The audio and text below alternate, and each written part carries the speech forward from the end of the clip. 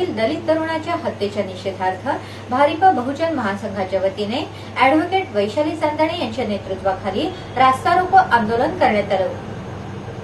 दांडेकर पूल येथे या घटनेच्या निषेधार्थ जवळपास अर्धा तास रास्ता रोको केल्याने या भागातील वाहतूक विस्कळीत झाली होती।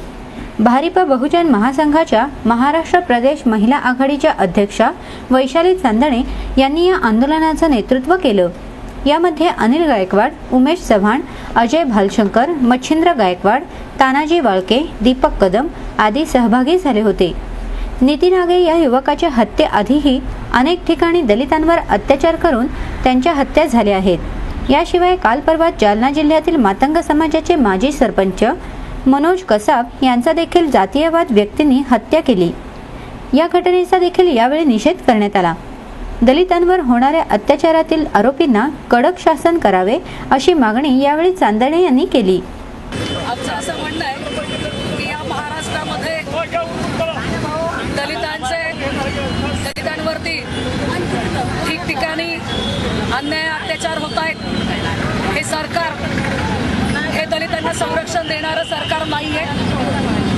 माझं असं मत आहे की आर पाटलांनी राजीनामा द्यावा, कारण अहमदनगर जिल्ह्यामध्ये दलित अत्याचाराच्या एकाच जिल्ह्यामध्ये 112 या अत्याचाराच्या घटना घडलेल्या आहेत। या ठिकाणी भारिप बहुजन महासंघाच्या वतीने आम्ही या ठिकाणी मागणी करणार आहोत की अहमदनगर जिल्हा हा दलित अत्याचारग्रस्त जिल्हा म्हणून जाहीर करण्यात यावा आणि जो नितीन आगे हा 17 वर्षाचा बौद्ध तरुण विद्यार्थी हा शाळेत शिकत असताना त्याला मराठा मुलीवरती प्रेम संबंध आहे असा संशय त्याच्यावरती आल्यामुळे त्या मुलीच्या भावाने त्याला शाळेतून मुख्याध्यापक तसेच शिक्षकांच्या समोर फरफटत ओढत नेऊन त्याला घंटेने मारहाण केली।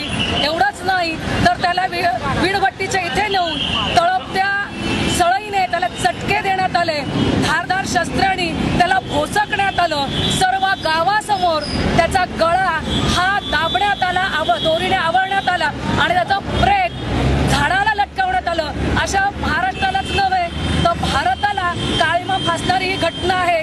खैरलांची धग अजूनही आमच्यातली संपली नाही। सोनईमध्ये जे वाल्मिकी समाजाच्या मुलांना कडबाकुट्टीच्या मशीनमध्ये त्यांची मान कापली गेली, अजूनही त्यांना न्याय मिळालेला नाही। एवढंच नाही तर अहमदनगर जिल्ह्यामध्ये श्रीगोंदा तालुक्यात चिमळा या गावी लक्ष्मी अडागळे नावाच्या 80 वर्षीय महिलेचा अंत्यविधी जातीवादी लोकांनी त्या ठिकाणी होऊ दिला नाही। अंत्यविधीच्या सामानाची नासधूस केली। 3 एप्रिलला मनोज कसाब म्हणून मातंग समाजाचा सरपंच होता, तो निवडून आला, त्यांनी गावाचा विकास केला म्हणून माजी सरपंच गणेश चव्हाण व त्याच्या साथीदारांनी त्याला मारहाण केली आणि त्याचा काल मृत्यू झाला। म्हणजे दलितांवर सातत्याने अन्याय अत्याचार होत आहेत आणि सरकार त्या ठिकाणी डोळे झाकपळ करतंय।